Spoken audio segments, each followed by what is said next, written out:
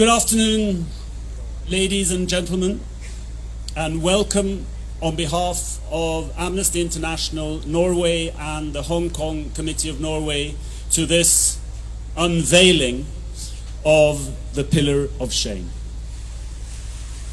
The Pillar of Shame, this Pillar of Shame, is one of 4 sculptures scattered around the world.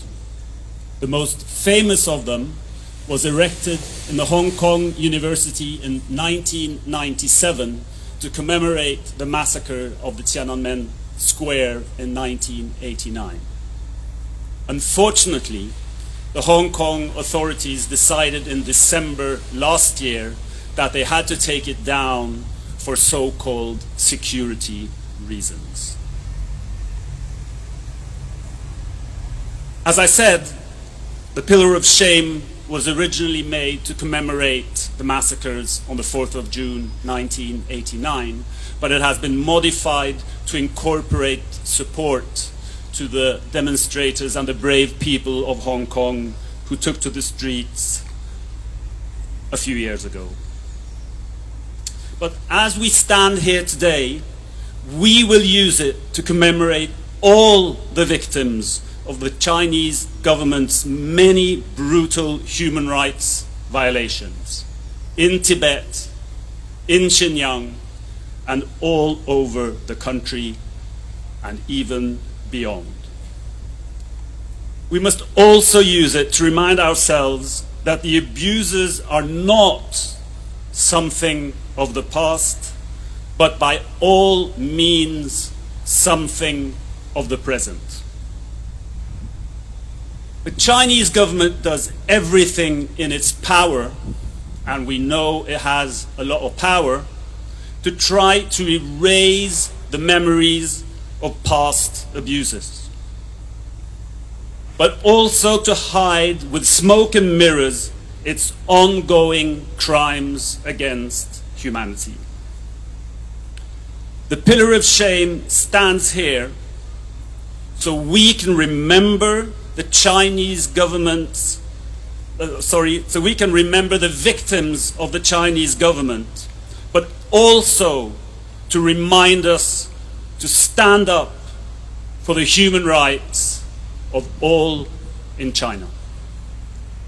Thank you.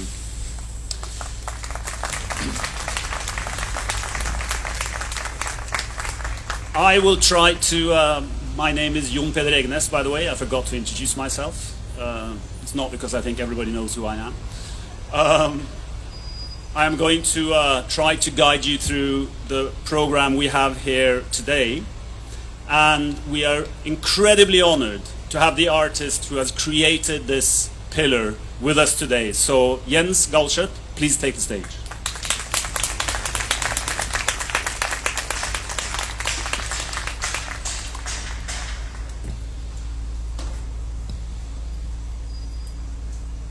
Yes, hello. I'm Jens Galschiøt from Denmark. I have made this one for many years ago. I put it up. Normally I make a lot of happening around Europe. A lot of strange happening, often not legal, together with the movement. So I'm a part of the movement's artist. And I was really glad this song. I think art is a way to keep people together. Also, over the bridge of the political discussion. And I think art is the way to focus every movement in the world. The song we just have sung was from the end of the 1800s. The movement of the social movement in Europe, who create Europe, who create the society of Scandinavia and these places. And I was not a part of the Tiananmen crackdown, but I was one of them who helped when they come the 4th of June, the tanks go to Beijing and smash all the students dancing on the place. And nobody knows that in China. Everywhere in the world, people know what happened. But in China, all the news was closed down, at lost, everything. So then New York Times make an action. They asked a lot of people, this is before the internet, this one here, and then they ask a lot of people who have fax machine. all over the world to help to bring the news out inside China, because this we could use the telephone line at this moment. So I was one of them in Denmark who I have 2 fax. So in 3 weeks we faxed it out under the line of the security system in China, just to get it out of what happened in the movement of the Tiananmen Square, what happened inside, how many was killed, and so this was a way to spread the news out, and this was the reason the Tiananmen crackdown has a really big place in my heart, because I think for all of us it was really sad. We saw these people, and in the moment I thought, now the democracy come to China. Now China will keep to change. Now this could be freedom of expression, human rights, and this kind. It looked like that. And then they killed them all. Half a year after, the same happened in the Soviet Union, and they break down, and now we have a Putin. It's sad, but I think if the Chinese student have win in this case in '89, then the world has changed. It didn't. So I make this one, the Pillar of Shame. The Pillar of Shame, this is a sculpture to remember what happened. I have 4 Pillar of Shame, as you said. And I put this one in Hong Kong to just 2 weeks before handover. Because we want to make a statement in Hong Kong to remember what happened in Tiananmen.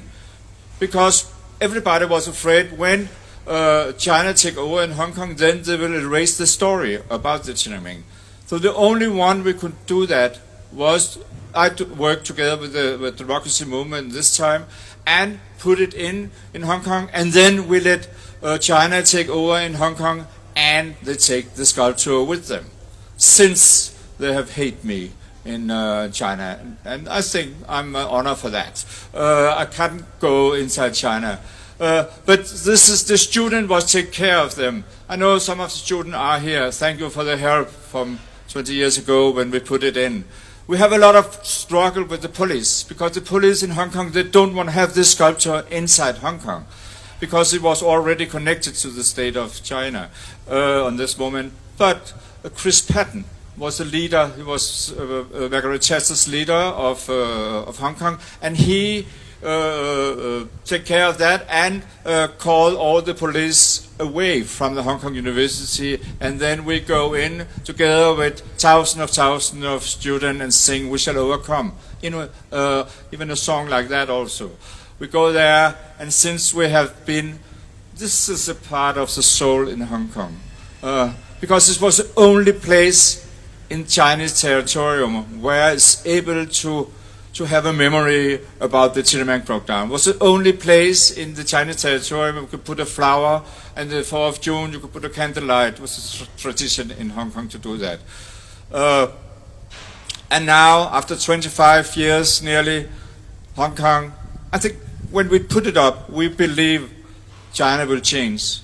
I think we believe Hong Kong will have an influence, and the world will have an influence on China, so then China will look like Hong Kong. But I'm sorry, Hong Kong, this is the opposite. Hong Kong now look like China, on the baddest way you can imagine. So when they have smashed and nearly put all the students in jail and put them out in Europe, then this was the last man standing. So in October, they write a letter, the Hong Kong's lawyer, Hong Kong University's lawyer, write a letter to us and say, not to me, but to the democracy movement, and they was in jail on this moment. So they go to the jail with these people and say, you must take this away, and if you don't take it away, after 4 days, then we see it as a homeless sculpture, and we could do what we want with that. It was kind of a mafia thing they do. So I heard about it, and then we take care of that, and I phoned them and said, this is private property from a Danish artist in Denmark, you can't move that. And maybe this is the only there's still a little bit of respect for in Hong Kong. This is a private property, this is a capitalist system. So So this was the way, the reason they don't put it down for even longer time ago. But in the middle of the night, the 23rd of December, then they put it down. They have wrapped the whole university and put it down in the darkness and put it. And now this is in a container in Hong Kong, and we try to get it out and work with that for many years. No, for half a year now. Even today, I have been in contact with the people in Hong Kong to try to get it out. So now this is a part of the Hong Kong soul, and we hope we get it out, and we hope we make a tour with that. They have destroyed some of them from us, but we will put it together and not build it up. We will put it together with all the damage they have gone, and then we will make a tour just to making a new focus about what happened. China is a quite stupid place. As artists as me, and I think also for every activist, the Chinese government is quite stupid. They have smashed the movement of Hong Kong, and then they have spread most of the best people in China out in every citizens in Europe. And these people are making committee, these people are talk together, and this is the people we all work together with when we make this kind of discussion about China. So in a way, China lose, I think. They lose the struggle to keep the memory down, because we win in the end. We win, the story will win. And now we have a new story in Xinjiang, in China. So even there, we work to make the memory of what happened inside China. I think it's really, really important. I think everybody knows that now. But I think for 2 years ago, nobody knows how dangerous China is. We have not able to put sculpture in China, but we have made a kind of what they call an AR file, a kind of a film. You can put it there in the middle of this place, and then you can go around then and make a new ceremony without a sculpture, but it's still a sculpture. So if anybody wants to take a look on this AR file, so we have put it out in China, and especially in Taiwan they're using this one. They can come and get one, and maybe they own their own statesman somewhere. But thank you for coming here, and thank you for putting my sculpture out. And we have another one we will put in Prague about 2 weeks. So keep going your good work here in Oslo, and thank you for the committee of the Hong Kong committee and from Amnesty International for this great work to commemorate this story.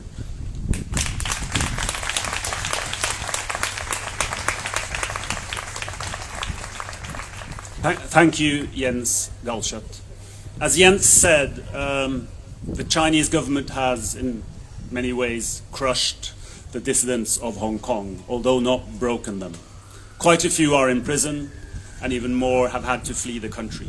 One of the most famous activists has had to break up from home, leave her family and friends, thinking and assuming that she will never be able to go back home again.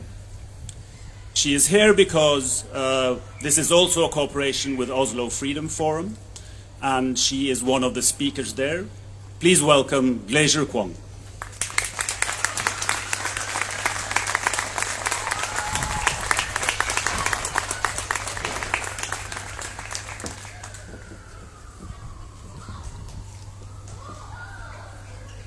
Thank you. Thank you very much for everyone who is here, and thank you for the awareness and the attention that you would kindly give to the Hong Kong issue. The Pillar of Shame, in my mind, holds a kind of special place. I used to go to the University of Hong Kong when I was doing my bachelor degree. So every morning, no matter how hangover or how sober I am that morning, I will go up the escalator from the tube, and then the first thing I would see on campus would be the Pillar of Shame. And as a freshman, everything seems very interesting, right? So you're like, oh, that was the Pillar of Shame. It's such a thing that to be put on our campus. But after the first 3 months, when you no longer need to use certain objects in the campus to orient yourself as you can navigate the campus quite easily, you start to forget that there is something so special there. Until like June 4th every year, when there were forums, when there were the annual washing of the Pillar of Shame happens, you don't actually think about that. It had been always there in the campus. You would walk past it every day. Until last year, on the eve of Christmas, I was randomly scrolling on my phone, and I saw a journalist posting about they were putting cloths around the Pillar of Shame. Nobody knew what they were doing, but all of us knew something is happening to the Pillar of Shame. And that was the first time I realized this was a huge thing to have the Pillar of Shame on campus. On one hand, it represents the freedom of speech, the academic freedom we used to have in Hong Kong, which I had taken for granted for so long until we finally lost it. On the other hand, it represents how insecure the Chinese government is. They can't even tolerate a piece of art to remind people what actually happened on the 4th of June in 1989. This year is the first year where annual June 4th Virtue is being officially banned. For the past 2 years, they have been using excuses of COVID measures to ban things from happening. But people still went. Even if they didn't go into the Victoria Park, they were holding candles, holding torchlight of their phones all around the area. But this year, John Lee and Carrie Lam have made it explicitly clear that commemorating June 4th is an offense against the national security law. It is officially a crime to remember an event in history. The last time I was present in a June 4th Virtue is 2020 in Victoria Park. To be honest, that was my first June 4th Virtue in Victoria Park. I used to be the people who were criticizing the Hong Kong Alliance, including the approach of Tong, and many others, that I would go to other virtues instead of the one in Victoria Park. And now I'm telling you that how important these virtues are. Sometimes I find it quite interesting, but at the same time, it's extremely sad. Because we used to have the freedom, the room, to have debates, conversations, arguments, and even something close to a fight about what June 4th means for the Hong Kong community. Now we don't even get to talk about that. There was a famous quote, which I can't recite properly, saying that freedom is like air. You only sense it when you lose it. And this is precisely how I feel right now. And I wish all of you who are standing here will not have to experience this kind of loss, the loss of your friends, family, home, roots, or even your identity. I hope that all of us can work together, one way or another, to try to hold China to account for what they have done to many of the communities around the world. They are infiltrating academia. They are infiltrating our economic systems. They are doing a lot. And there are, for sure, a lot of people trying to fight back against it. But those people, or us, cannot do it without the help of you. Please, make conscious choices on a daily basis. When you buy things, like I'm a big fan of buying stuff, obviously, choose consciously if the product that you're buying is a slave labor product from the Xinjiang region, or if it's like human rights friendly. When you vote, vote for those who actually have authoritarian regimes in the world in the mind, and they are actively trying to address the problem of their expansion. These small acts might not result in immediate change of my fellow Hong Kongers' situation, but it will help. And we need your help in that. Stop buying all goods from China. I stopped 20 years ago. that was a good attempt, I'd say. Yeah. So I would love to ask for all of your help and all of your participation in this ongoing and long fight. Because we are all in this together. And the fall of Hong Kong, or the loss of freedoms in Hong Kong, is not a standalone event. We live in a world where these issues have to be concerning all of you. And I hope we can all contribute as part of the solution to this problem. Thank you very much.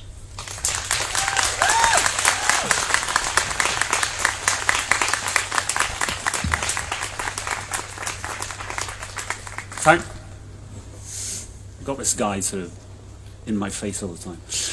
Thank you so much, Glacier. It was an honor to have you with us. The movement for democracy and freedom in Hong Kong was not only driven by youth and students, but it was certainly propelled in many ways by young people. So it is only correct or right that Samuel Brandt will now play for us the Norwegian song Til ungdommen, or To Youth, as it would be in English.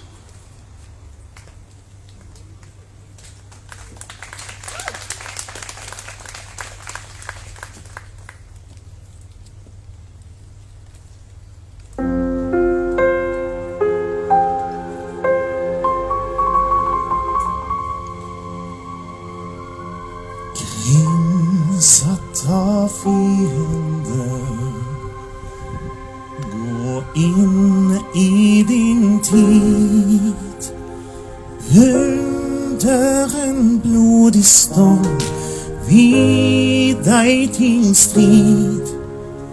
Kanskje du spør i angst, udekket og åpen.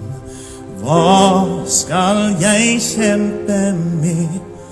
Hva mitt våpen?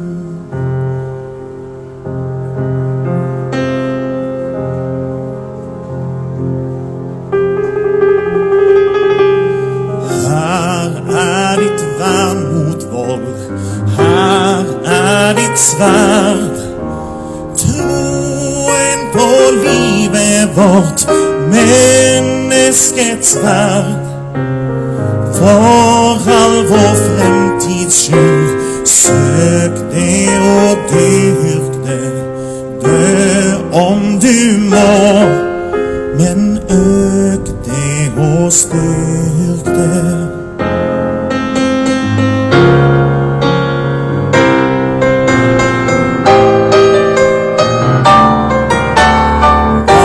Synker våpnene maktesløs ned.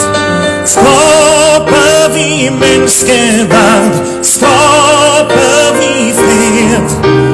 Den som med høyre arm bærer en byrde, dyr og umistelig, kan ikke myrde.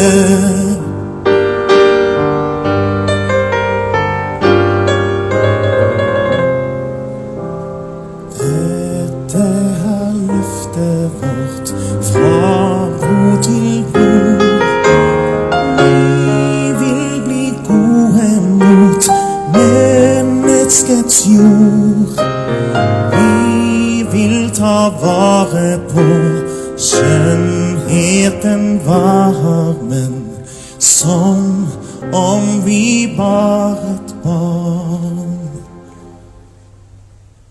Varsomt på armen.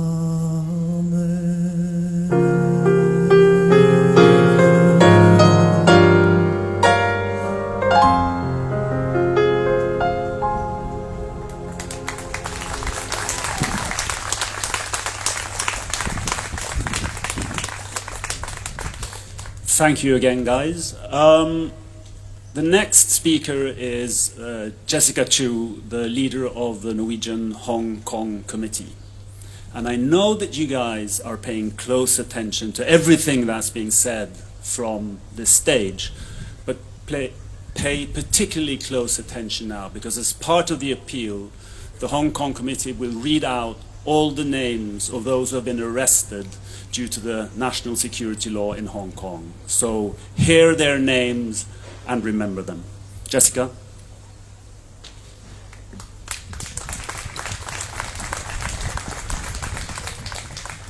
Good afternoon. I am Jessica Chiu, leader of the Hong Kong Committee in Norway. For over 30 years, we, the Hong Kongers, have shown our solidarity to the fight for democracy in mainland China.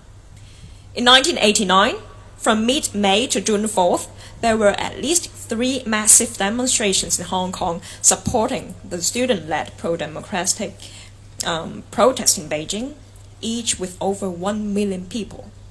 And hundreds of Hong Kong students, reporters, and individuals traveled to Tiananmen Square to support the students.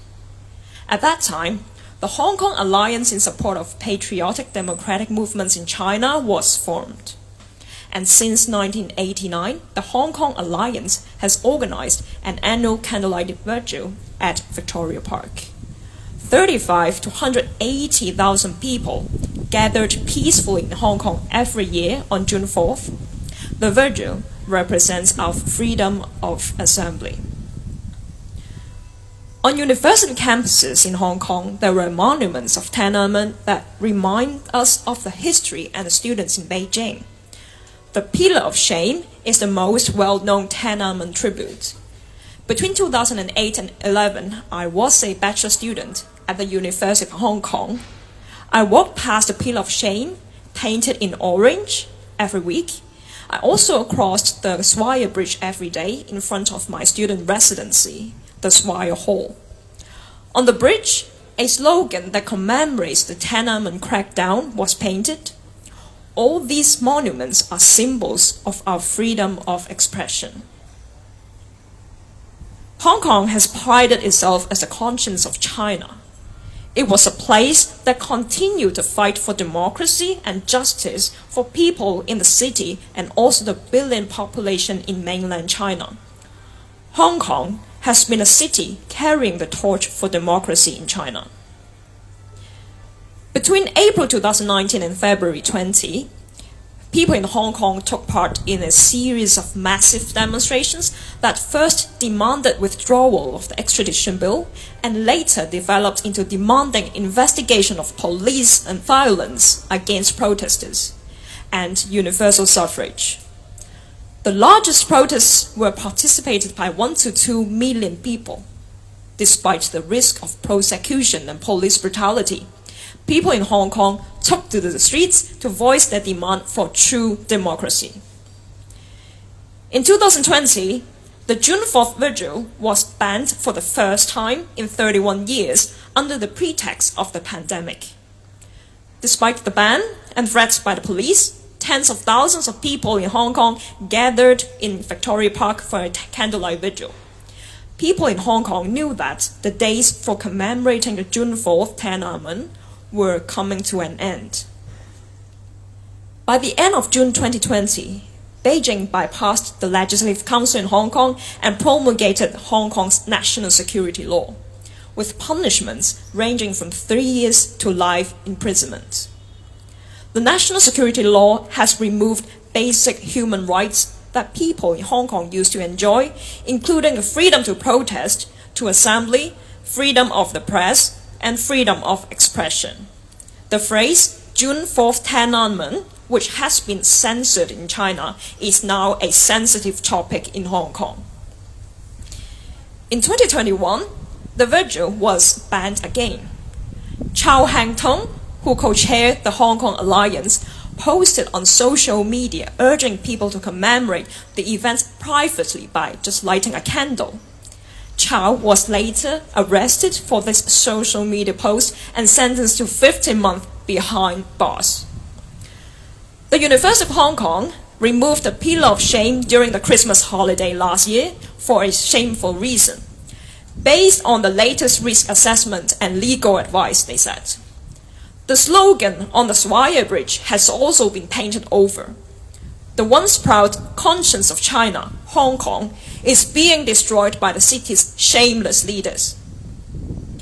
I'll now read an excerpt of the mitigation plea of Chow Hang-tong in the case raised against her for seeking to keep the memory of June 4th alive. The greatest injustice remains hidden and unmentionable. For who is truly responsible for inciting hundreds of thousands of people to gather in Victoria Park on June 4th year after year? They are the murderers who killed at will in Beijing 32 years ago. Yet the killers were never punished by any court of law, while those who demand truth and accountability were relentlessly criminalized. This has continued non-stop for 32 years in mainland China and is now also happening in Hong Kong. With power and law in their hands, the killers think that they can control the discourse of right and wrong, guilt and innocence. I, for one, refuse to play along and submit to my so-called guilt. If this country still cares to maintain any resemblance of fairness, let's put those murderers on trial instead of us. Let's put those criminals behind bars instead of honoring them as our great leaders. Let the truth of Tiananmen Square be freely discussed and redress be given to the long-suffering Tiananmen mothers. That ends the mitigation plea quote. Over 10,000 have been arrested due to their participation in protests in Hong Kong between 2019 and 2020. A large majority have still not had their cases taken to the court. In under 3 years, over 1,000 people in Hong Kong have become political prisoners. And for the last 2 years, 183 have been arrested by the National Security Police. More than 80 are still remanded in custody, with unknown dates of trials, potentially facing lengthy sentences. We'll now honor their very three names today by reading out their names.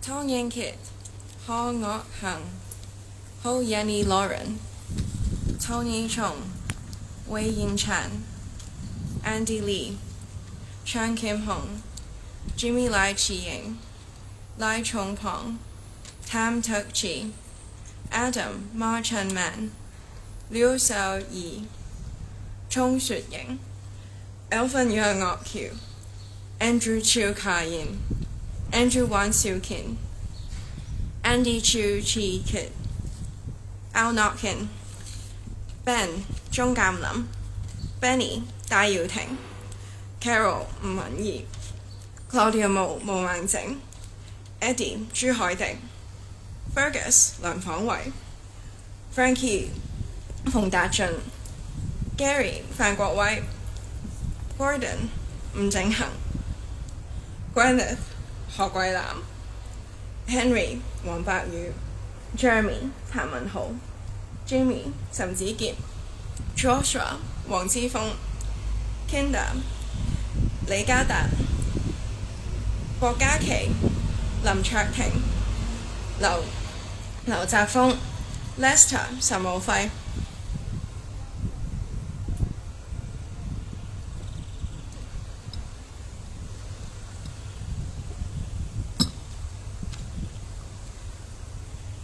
梁國雄、吳建威、Roy Tam Hoi Pong、Sam 張浩森、Tiffany Yuen Ka Wai、Ventus 劉永航、Winnie Yu Wei Ming、Wu Chi Wei、Chen Ziwa、Chen Yao Chun、温仲威、袁家謙、Chloe Cho、Ryan Law、歐雲、Chen Hoi Lun、浩宇宏、郭文希、Lam Min Chung、Chen Yun Sum、方志浩、黎曼玲、吳孝義、楊日義、Chow Hang-tong、梁琴懷、Albert Ho Chun Yan、李卓賢、Chen Chi Sum、汪日千、黃元南、梁容雲、聰佩權、Patrick Lam、Khoo Si Yew and Tommy Yuen. Thank you.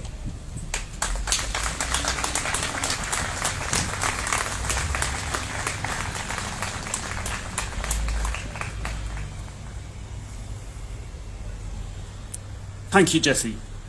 Let's never forget that the last part we heard, the names of individuals, is what this is about. It's not about numbers, it's not about salmon, it's not about oil, it's about those individuals, those people who are now languishing in prison.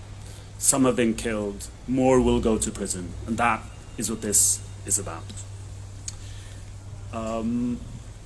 Our next appeal will be by Guri Melby, who is the leader of the Liberal Party and member of the Committee of Foreign Affairs, and I would like you to look at her T-shirt a lot.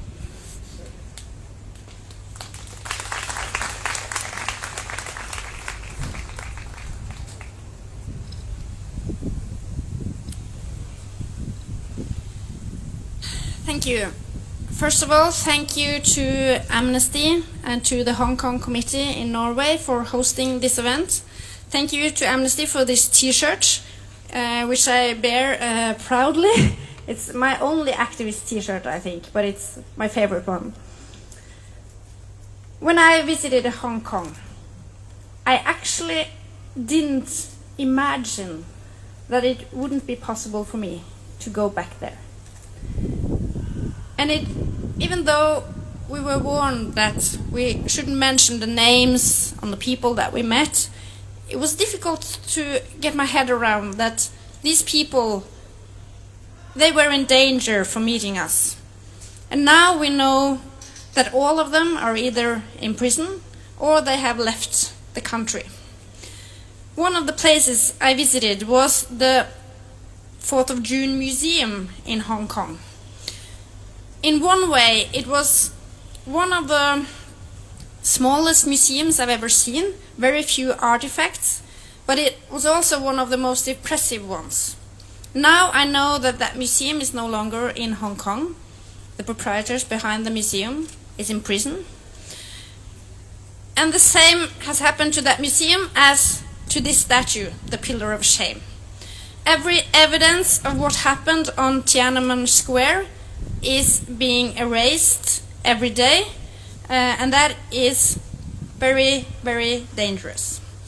But I think it's important to remember on a day like this that Hong Kong is not lost forever, and we can't give up the fight, even though I think we all know that it will be a long struggle to get some measure of freedom to the people of Hong Kong. When I was in Hong Kong, I was actually impressed by this thriving society next to the greatest dictatorship in the world. And the protests gathering over 1 million people in a city of 7 million people. You can just imagine that happening in Norway, almost the same size. I'm glad that even though the government wouldn't do anything to help get this statue here in Norway, that there are private individuals, that there are groups like the Hong Kong Committee and Amnesty and the University of Oslo that has made it possible for this statue to be in Norway. And I think that especially today, in light of the barbaric news which reached us from the concentration camps in Xinjiang, I hope this monument will serve as a reminder for the Norwegian people, but also for all the Norwegian politicians, that the communist regime cannot be trusted and that we need to become less dependent on China. Hong Kong has been like the canary in a coal mine. The city has shown us that what Xi's true intentions are when it comes to international agreements and when it comes to human rights. I nominated the people of Hong Kong for their bravery and support. That was one of the small actions I can do. And I was very glad when Glacier mentioned that everyone can do something. And I will keep on nominating the people of Hong Kong and brave people stepping forward, taking the fight for freedom, and also taking severe consequences for doing their fight. Hong Kong, it's not just about a city. It's not just about the population of Hong Kong. It's actually about the struggle for freedom in China, and it's also about what kind of international order we want in this world.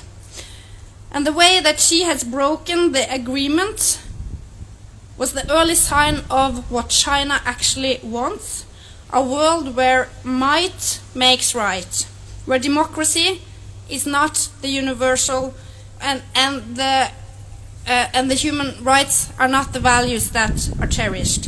And we have seen the same now with another dictator, Vladimir Putin, in Ukraine. And together these two, they are determined to turn back the hands of time to when large empires carved out spheres of influence for themselves, and when democracy did not have the right to exist. And that's why the battle for Hong Kong is also the battle for freedom in the rest of the world. We should not recognize the legitimacy of China's breaches of the agreement. And we will continue to stand with all those that I met in Hong Kong and the millions more that has awoken to what China is trying to do in Hong Kong, but also in the rest of the world. And my final point is this. This is definitely not the time for Norway to conclude a free trade agreement with China. That's the last thing we should do now. We should bolster our support for democracies in Asia and in the rest of the world. And we should show the Communist Party of China that freedom will not be quashed. Thank you.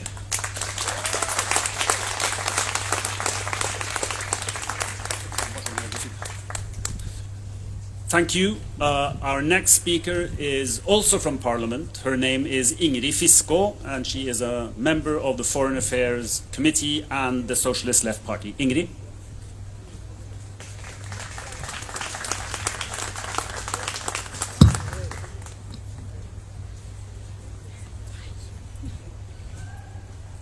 Thank you. Yesterday, we woke up to the news about leaked Chinese police files that disclose both the brutality and the extent of China's persecution of Uyghurs and other Muslim minorities. The files confirm what international human rights organizations have been telling us for a long time about mass incarceration without charge or trial, and long prison sentences, torture, and brainwashing of probably millions of people just because they are Muslim. We read the reports of the mass persecution of Uyghurs. We look at the pillar of shame that reminds us of the massacre of Chinese democracy activists in 1989 and the recent relentless crushing of democracy, freedom of expression and the rule of law in Hong Kong. We hear about lawyers and journalists imprisoned in China for doing their job, and we wonder, how can they get away with it? How is it possible that the Chinese authorities time and again can openly show their disregard for international rules and basic human decency, apparently without any consequences? I'm afraid that the answer is that we are all part of the problem. For far too long, countries that claim to hold the flag of human rights high, countries like Norway, have sent double signals towards Beijing. We talk about human rights, but we talk much more about profit and economic growth. We readily buy and repeat the arguments of Chinese leaders that China is different, that we have to show understanding and respect for the way things are done in China, that criticism is seen as an insult and does not achieve anything. But do we really believe that? Or is it just an easy apology for not caring, for prioritizing our own profit over the sufferings of the people who generate it? The pillar of shame reminds us of terrible crimes that have been committed against ordinary people in Beijing and Hong Kong. But it also reminds us of something else, something even more important, that there are incredibly brave people out there in China, in Hong Kong, and in many other places in the world who risk their lives and freedom and stand up against injustice. These people we must not fail. The journalists, the lawyers, the women's rights activists in China, those who fight for democracy and the rule of law in Hong Kong, we must not fail them. That is why I am here today, to show that I care. I am also here as a member of Parliament to show that I believe in and stand up for the values of human rights and international solidarity I have been elected to defend. I stand here in protest against oppression and in solidarity with all those who fight it, in China, in Norway, and everywhere else in the world. Thank you very much.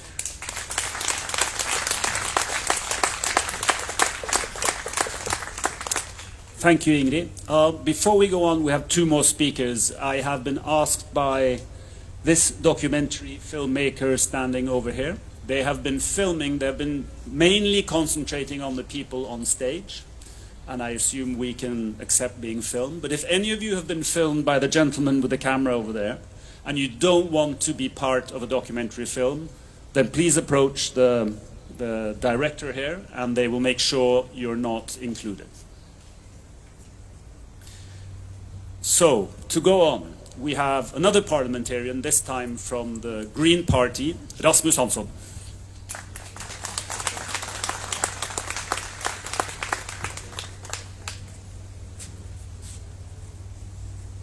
Thank you for setting this example in a long row of examples of the most important fact of all, I think, which is that the fight for freedom will never end.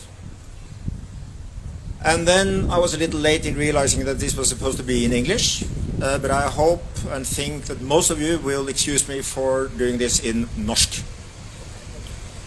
I går sa NATOs generalsekretær Jens Stoltenberg i en tale som vi så et glimt av på Dagsrevyen, noe i retning av «Moral and obligations are more important than profit».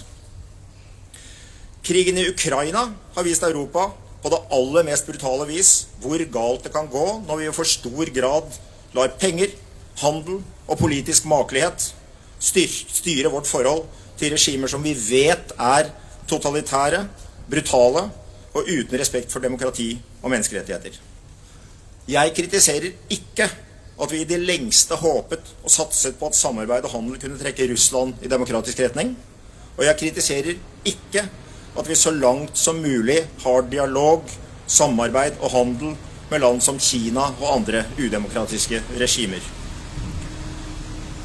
Men vi lærer nå enda en gang hvor lite løfter om fred og samarbeid verdt for regimer som i bunn og grunn bare har ett mål, å holde seg ved makten på bekostning av alt og alle. Og vi lærer hvor avgjørende det å støtte de som undertrykkes og som står i første linje i kampen for menneskerettighetene. Vi avdukker nå en modifisert versjon av The Pillar of Shame fra Hong Kong, som hedrer ofrene fra Tiananmen Square. Det hedrer Hong Kong-aktivister for deres kamp for demokrati og menneskerettigheter. Det hedrer de som slåss for frihet og sin kultur i Tibet. Det hedrer de som slåss for frihet og mot undertrykkelse i Øst-Turkestan og i Taiwan og mange andre 100 steder på jorda. Til sjuende og sist det disse stemmene, de som risikerer alt og offrer alt, som holder liv i håpet om en mer anstendig framtid for oss alle. Derfor må vi støtte dem som enkeltpersoner og som nasjoner. ved å vise dem at vi også er villige til å stå opp for menneskerettighetene. Men mens de som risikerer livet for å holde liv i verdier som vi selv er avhengig av, så er våre regjeringer skremmende lite villige til å risikere noe som helst for å støtte de som undertrykkes i Kina og av Kina. Vladimir Putin har kastet masken. Nå har vi skjønt hvor vi har ham, og at det koster uhyggelig dyrt å holde diktaturet og brutaliteten hans fra livet. Xi Jinping har fortsatt den rasjonelle masken på, og Norge aksepterer fortsatt en normaliseringsavtale, en absurd politisk husmannskontrakt som beordrer oss til å ikke si ting som Xi Jinping ikke liker. Vi aksepterer det som bakteppe for forhandlinger om en frihandelsavtale. Dette er et svik mot de som undertrykkes, og mot de som slåss for frihet. Og det er skremmende naivt å tro at Kina vil respektere noe som helst hvis de ikke må.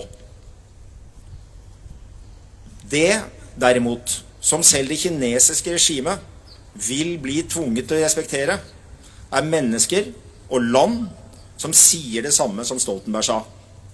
Moral and obligations are more important than profit.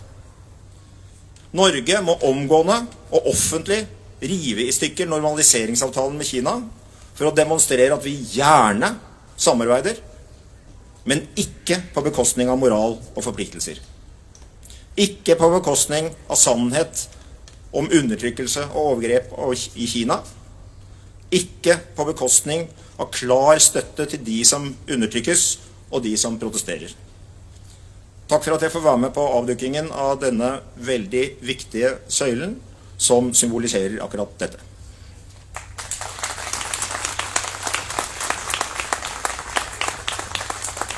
Thank you, Rasmus. For those of you who don't know, we are in the garden of the University of Oslo. So it's nothing but correct that the rector of the University of Oslo, Svein Stølen, also has a few words to say.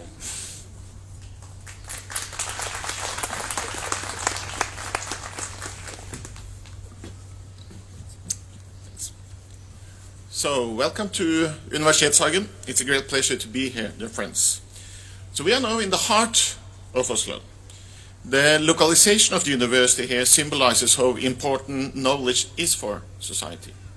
And behind you there, we have a statue of Professor Fridtjof Nansen, one of the most famous professors of the University of Oslo throughout all ages. Exactly 100 years ago, Nansen received the Nobel Peace Prize for his humanitarian work with refugees in Russia and the fight for human rights and human dignity. He was an excellent scholar, of course, as well, within fields such as oceanography and neuroscience. At the same time, he was actively engaged in the work for human rights. Engagement is important, and we have a lot to learn from Nansen.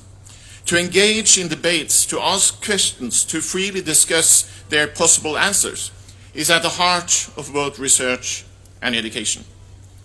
Every day we are challenging our students.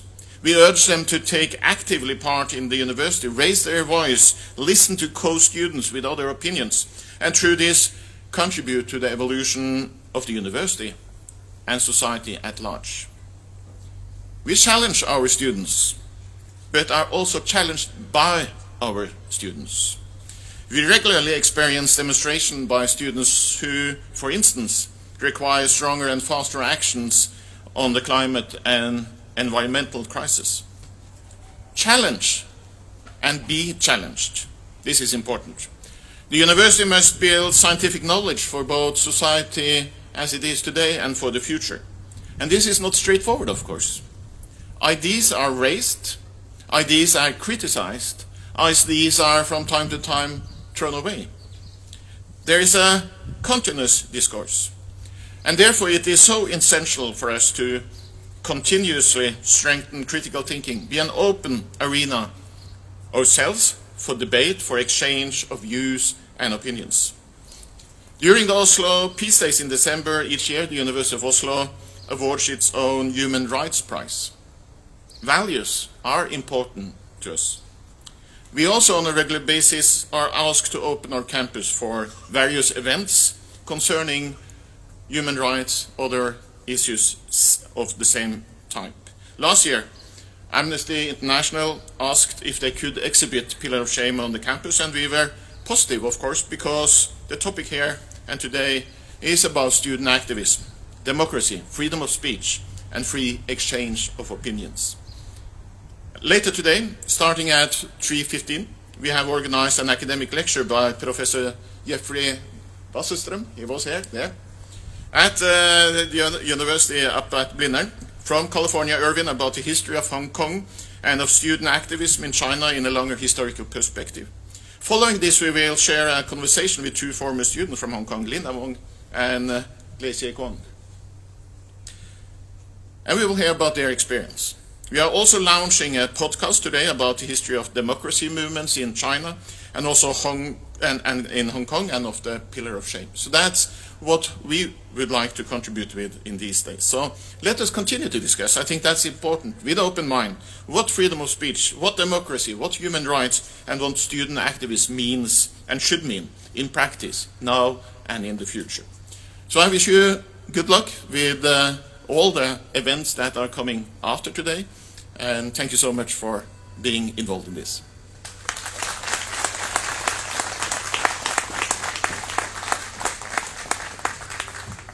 For those of you well versed in the program, we now have a little surprise, a surprise edition.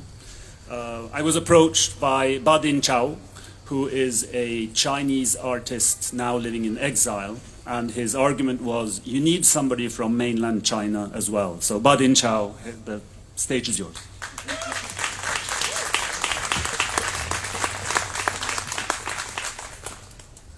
Hey, cool, thank you. I'm Badin Chao. I don't know if I'm the only mainland Chinese here, but at least I am here. Firstly, thank you so much to have this great sculpture preserved in this campus, in this great city. I think today I want to send in 3 messages to 3 different groups of people. The first message would to my fellow Chinese. When I grew up in China from the 80s, I was only 3 when the Tiananmen Massacre and the student movement happened, but I have no understanding of it. No one really mentioned about it. Not a teacher, not my parents, not in the TV, not in publication. And that's how censorship works in China.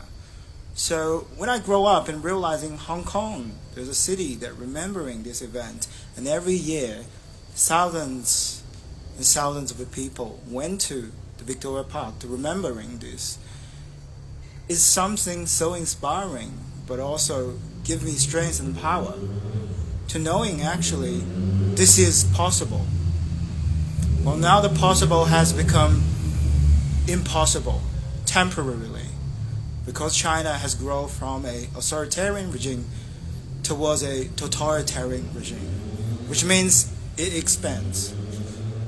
So my message to the Chinese, fellow Chinese, I hope more people will be brave, will get their chance to knowing the other side of the story, and eventually collect the courage to sitting on their stage to speak their true mind. The second message to the Hong Kongers, I know this is a very desperate time. It seems like there's no hope because China is so strong, the West is so compromised to many levels. Salmon seems more important than human. But I think the people here today prove that is wrong. However, for the Hong Kongers, the future, the fight will be very long and be very dark. As a member of Dissident Artists and Dissident myself, I have a lot of friends who I used to look up to, those heroes, survivors from the Tiananmen Massacre. They were you, Hong Kongers, 33 years ago. However, the reality is so harsh. And I have to say, actually, a lot of Chinese dissident community are so marginalized, so desperate.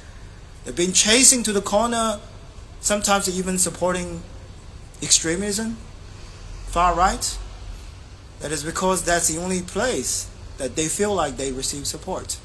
Yes, I mean Trump and his boys and girls.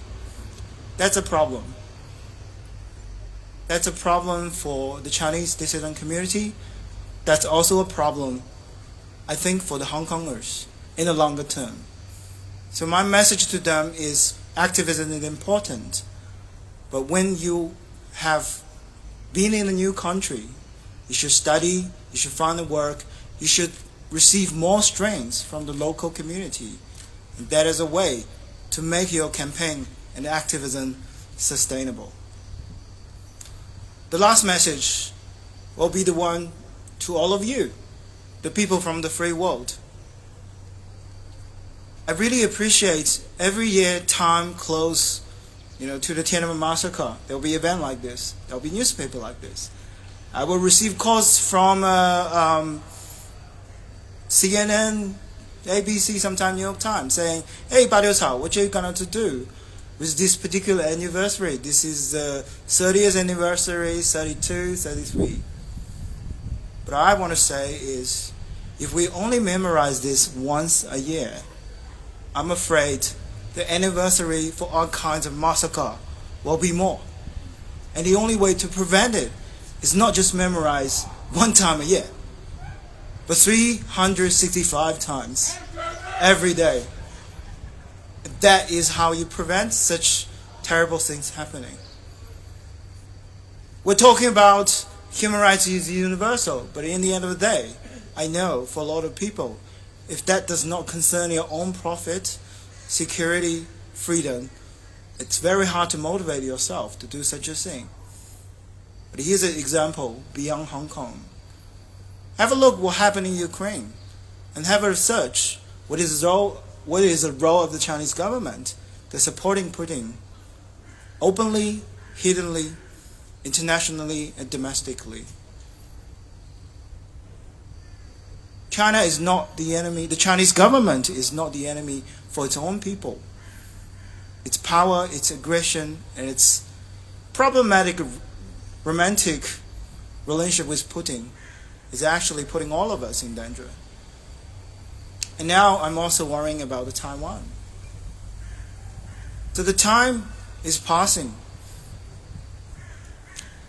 and we are running out of the time, and we must act.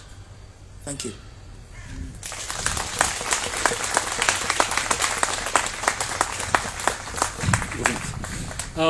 We are getting very close to the end. As I look out over the crowd, I see there are other people who could have spoken, and I particularly think about our distinguished friends from Tibet, but that will be at another occasion.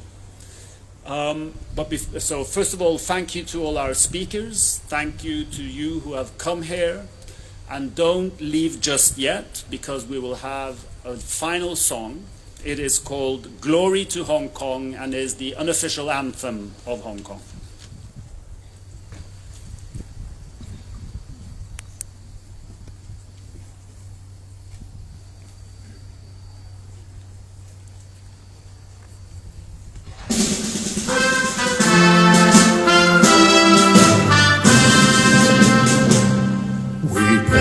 No more tears on our land. In wrath, doubts dispelled, we make a stand. Arise, ye who would not be slaves again, for Hong Kong may freedom reign. Reap is the bread that lies ahead. But still with a faith on we tread. With blood, rage, a feel the voice grows evermore. For Hong Kong may glory reign. Stars may fade as darkness fills the air. Through the mist, a solitary trumpet. There's now to us, for freedom we fight, with valor we strike, with valor, wisdom, both we strive. Break